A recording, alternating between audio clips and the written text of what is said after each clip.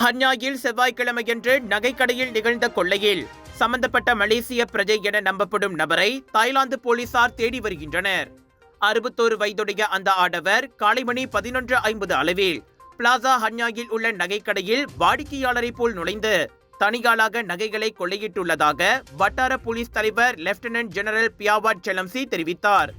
துப்பாக்கி வைத்திருந்த அந்த சந்தேக பிரிவிலி 1.17 பில்லியன் ரிங்கேட் அல்லது 9 மில்லியன் தாய்லாந்து பாத் மதிப்புடைய நகைகளை கொள்ளையிட்டு தப்பி சென்றது. அந்த நகைக்கடையில் இருந்த ரகசிய கண்காணிப்பு கேமராவில் பதிவான காணொளி மூலம் தெரிய வந்ததாக அவர் செய்தியாளர்களிடம் கூறினார். இதற்கு முன் ஆயுதத்தை பயன்படுத்திய கொள்ளையில் சம்பந்தப்பட்டதாக நம்பப்படும் அந்த நபர் மோட்டார் சைக்கிளை பயன்படுத்தி தப்பி சென்றதாக பியாவாட் தெரிவித்தார்.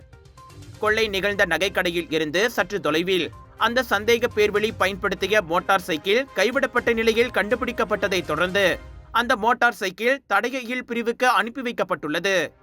இதனிடையே அந்த நபர் தப்பியோடி விடாமல் இருப்பதற்காக எல்லைப் பகுதியில் பாதுகாப்பை தாய்லாந்து பாதுகாப்பு படையினர் தீவிரப்படுத்தியுள்ளதாக பியாவாட் கூறினார்.